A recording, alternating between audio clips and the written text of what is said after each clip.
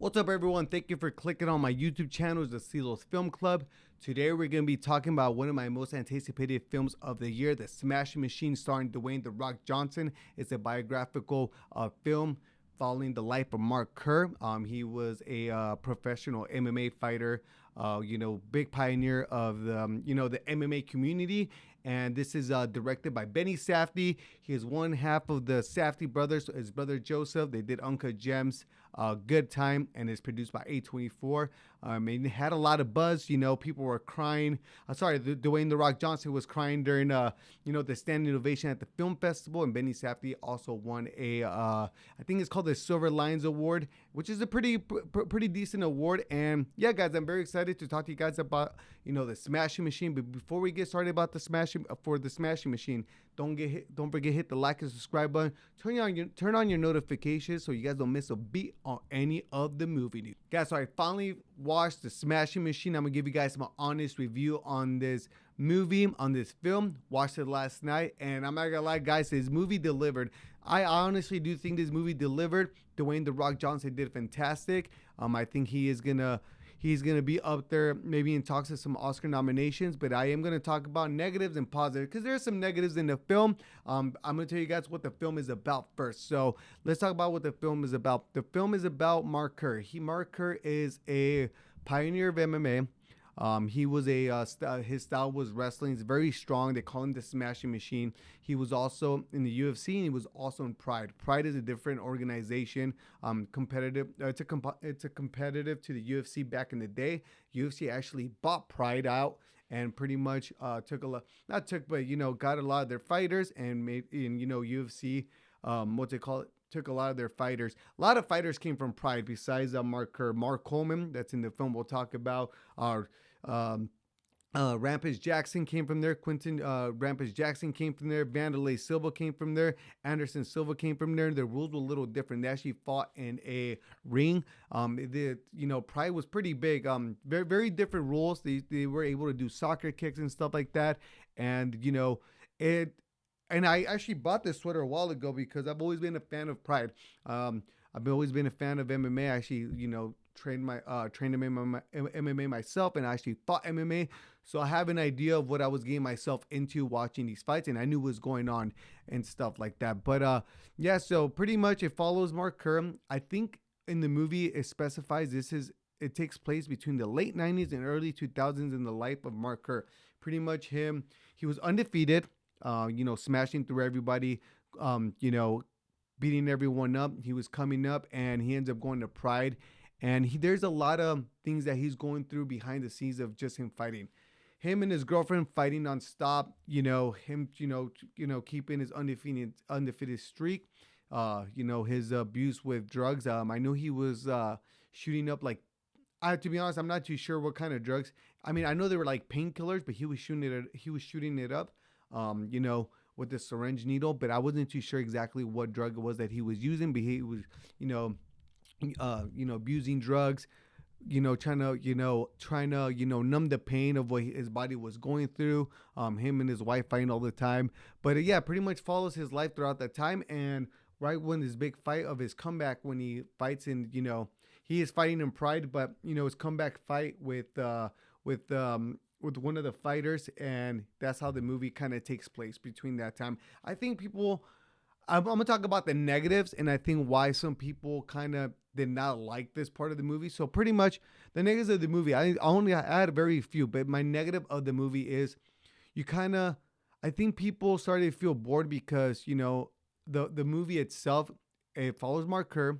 He's training. He's a badass. He's fighting, and he suffers his first loss to an illegal knee. But they did not call it illegal right away until, Mark Kerr goes in the back. It's like, hey, when you guys were doing all the rules in the back, he was, he hit me with an illegal knee. Pretty much, he was in a front head position, and then the other guy was on top of him and started kneeing him in the head, which you cannot do in Pride. And they specify that in the movie. They do in no context, but that kind of broke him because he technically feel like he lost. He's abusing drugs, and you just kind of follow him in his life behind the MMA, the MMA scenes, him struggling, shooting up heroin, fighting with his girlfriend nonstop with Emily Blunt. We'll talk about her a little bit later. And you get a lot of that for like the middle part of the film. And I think a lot of it, I think they could have been done a little stuff, a little. I think all the drama parts were spot on, but I think there was a lot of things that they could have done where you kind of feel like an holy hell moment. You know what I mean? You kind of knew what this was leading to, where the drug abuse, the fights, and stuff like that. But I think there was a lot of stuff they could have done with that. They could have done more of a kind of keep you on your edge of your toes of what's going on behind his life. You know what I mean? But other than that, I think the film was great. I think the film was beautifully shot. I like how it felt like you were watching a documentary. The Smashing Machine is actually, this movie is based off the documentary of the Smashing Machine of Mark Kerr. Pretty much Mark Kerr was undefeated, fought in Pride, and then pretty much got hit with an illegal knee. You get the dynamics of him and his wife, Donna, that's played by Emily Blunt, which she does such a great job. Very toxic relationship they're both in. Fighting all the time over small little things. Mark Kerr's kind of keeping her arm's length of stuff that he, how he feels, and he pretty much sidelines her a lot, even before the fights. I know she goes in there. Sometimes it seems like she's trying to fight him all the time, which is not, a thing to do, of course. But, you start to relate with, how you're going to fight with your significant other or, your friends. And there's a lot of stuff like that. And I think they did that spot on. That part of the film, they did great. The dynamic of him and and Donna, Mark Kerr's wife.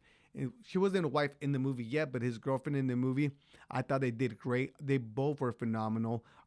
Emily Blunt never fails, which I didn't doubt it at all. And also did like how they treated the MMA community, the respect of how everything is done in the back scenes. Everything looked exactly how you would how it was done back in the day. Even the fight scenes when they were coming out in the beginning, they were showing them coming out in Pride. Everything was exactly the same. The gloves, the posters, the ring, how everyone gets treated behind the scenes. Pretty much also the shadiness of back in the day, how you don't really have someone to represent these fighters, and then there was really no actual good contracts that were made for them. So they would show up to fights, and then they were asking for their money. And nowadays everyone has a manager. You have a show money, a win money. Sometimes you have a set pay if you're a big star. And I thought they treated that well. If you guys don't know a little history about Pride, Pride was actually owned and funded by the Japanese mafia.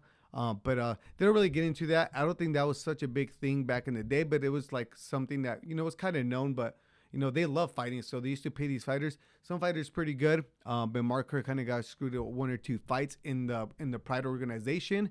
Also, I want people to come in here knowing this is not an MMA movie. This is a movie about struggles of a athlete that he has to go through, especially a fighter, which is a lot more different than a lot of other sports because, there's a lot of self-doubt, what it's like to be a man and, vulnerability and, actually being able to be man enough to say, hey, I'm struggling through all this stuff. It is an MMA movie, but it's more of a movie of a struggles that happens to be that this guy, is an MMA professional fighter. Also, my one of my favorite things they did here, they used some real life fighters. Not all of them though. They do have the heavyweight champion Usyk. He plays a heavyweight here too as well. He does great.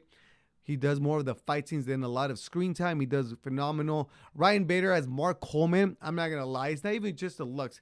The looks are not really anything to me. It's just that, no disrespect to Ryan Bader, he's an MMA legend, but I don't think that his acting was up to par at all. There's a scene where Dwayne "The Rock" Johnson's character Mark Kerr, he overdoses and he goes and visits him at the hospital, and it just kind of seems like, hey, hope you're doing good. Okay, I got your back. Love you.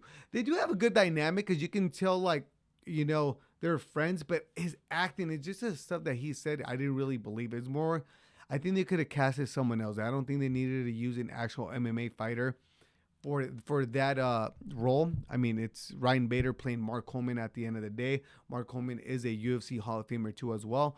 But I did like their relationships though, because pretty much in this whole MMA community, a lot of these guys are friends, but they fight each other. They have to fight each other, and they kind of specify that he's having a conversation with an elderly lady in a doctor's office in the waiting room, which you do see in the trailer. Excuse me, where you do see in the trailer, and she's like, "Do you guys hate each other?" And he goes, "Absolutely not." And it is true. When you go in a fight, you don't really hate the other person. You do want to go in there and knock each other's heads out, and be the better fighter. And he's gonna try to do the same thing. But for the most part, you don't really hate the person, unless they do something personal, say something vindictive towards you or your family. Other than that, you really don't. And they did that really good. But their relationship is very awesome. Very, very good. I think that they could have just picked someone else. Boss Rutan, if you guys follow MMA, he's a legendary coach. Boss Rutan, he has his own program, his own kickboxing program. He is a pioneer of MMA too as well. I'm not sure if he's a Hall of Famer, but if not, he should be. He's done a lot for the sport. He plays himself, and he's already a very charismatic person, and he does a lot of commentary. So he's behind the camera a lot. He was phenomenal. I'm not gonna lie, guys.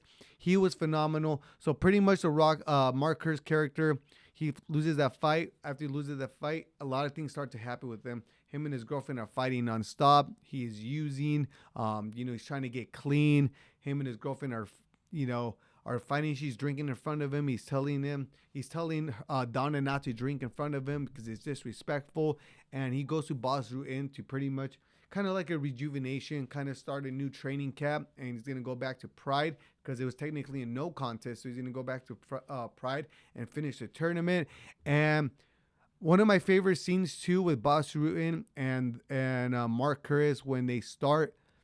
It kind of reminded me of a lot of fight movies. They do it, and I feel like they did it perfect. It wasn't overdone when they had the big training montage training before the big fight.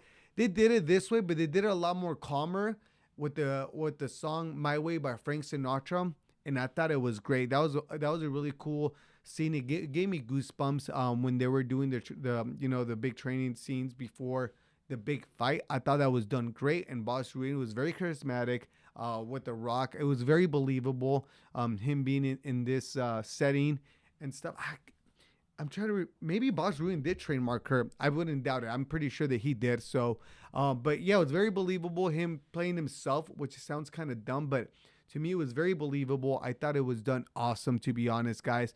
Very, very good. Boss Rutan did not miss a beat on being behind the camera, even though he does this on an everyday basis. It's very different doing it when you have a script. Benny Safdie, I love anything he does. I think the pacing pacing was good. The editing, they could have sit on emotional stuff a little bit better. The score of it was really good. It almost had this like kind of good time had it. Almost had this like 80ish kind of feel sound to it in the score, which I thought it was beautifully done. I thought that was very, very great. And yeah, dude, Benny Safdie, anything else he does, I think I'm gonna for sure watch. His brother right now is doing the Marty Supreme movie with Timothée Chalamet that has Oscar buzz. And also I do think that Benny Safdie, this is I think is his first film by himself, so everyone has to cut him a little bit of a break. So I think he did great overall. Let's talk about The Rock, his performance. Everyone's been talking about it. I think he did great. I think he did phenomenal.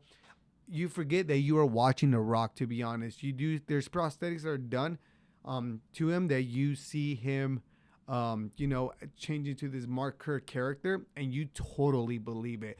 I think his mannerisms are up to par. I think his voice was up to par. The emotional drama was up to par. I think The Rock really, he did not play Mark Kerr. He became Mark Kerr, and that's what a lot of actors, when they, when they play real life characters, they have to do. It's like you're not just dressing up this guy trying to sound like him, move like him. You turn into that character. You become that character. I forgot that I was watching The Rock, and I thought that was really great. All the dramatic parts of the film that had Mark Kerr in it were great. I think that it's unfortunately this only opened at 6 million for box office, and I think that's very sad. It sucks because The Rock, he's a box office kind of guy, brings in the money, and this one did not do as well. And I think this is probably his best work he's ever done. My favorite Rock movie, to be honest. But also it wasn't promoted, great either. Even before when he was on, I think it was on Jimmy Fallon, one of those late night host TV talk show. He was saying, it's like, hey, I'm always chasing box office. So this was something scary. I was chasing something more within me that I didn't even know. And I think that's what really matters. I think this already got some Oscar buzz for The Rock. Benny Safdie won the Silver Lion, which is good. And I think this is more of that than it is box office. But I think A24 should have promoted this a little bit better. I know a lot of people that watch movies, they didn't really know about this film, which I think is a red flag. I think people just think that the star power of the actor is going to bring people in, and that's not 100% true. You saw what happened with Black Adam. It is a DC property, superhero, and it did not do great at the box office, which and starred Dwayne "The Rock" Johnson. And I think it's more just a social media push. And I think you have to put it in movie trailers, for TVs, between baseball games, football games. You have to do more of that because it does take a lot more.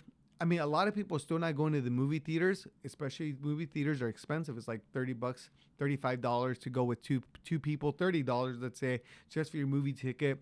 Got the popcorn, the soda. It adds up. You're at least spending $80 to go to the movies, $60 to go to the movies, and you really need make people want to go there. And I think that they could have done more with that, to be honest, because it is, going to movie theaters now is expensive. And I think that you need a lot of people to be going. You need to convince people to go to this movie theater. We did have like Benny Safdie go outside theaters and, with this sign saying, come watch the Smashing Machine. And it looked like he was promoting, like a kind of like a store. It was pretty cool. I really liked that. It was like, in front of a whole bunch of different movie theaters. And I thought it was great. Overall, I think the film was awesome. I give it a solid 9 out of 10. I'm a sucker for these movies. There's a lot of parts of it that I can see why people got bored because they were expecting an MMA kind of fighting movie with The Rock. But no, this is an emotional movie about a real guy, Mark Kerr, that had his struggles. And at the end of the film, you do see the real Mark Kerr. You follow him throughout his story, kind of living his regular life. And I think it was in Scottsdale, Arizona, which I thought it was great. But this is also paying an homage to people that paved the way for UFC fighters that probably not everyone knows about, but paved the way to MMA fighters now that make millions of dollars. These guys were not making a lot of money back in the day, and they were, beating each other up, struggling with stuff, as you can see. And I want to say thank you to all those fighters, Mark Kerr, all the OGs back in the day, paving the way for, people all around the world to know about MMA fighting, UFC, and I think this is a little insight of what fighters go through. But yeah, guys, this is my review for the Smashing Machine, starring Dwayne "The Rock" Johnson, playing the legendary Hall of Famer Mark Kerr, directed by Benny Safdie. This is a movie that you guys should definitely check it out. I saw it in IMAX. You can watch it in anything, but it looked beautiful in IMAX. So yeah, guys, that was my thoughts on the Smashing Machine. I will see you guys next time. Peace.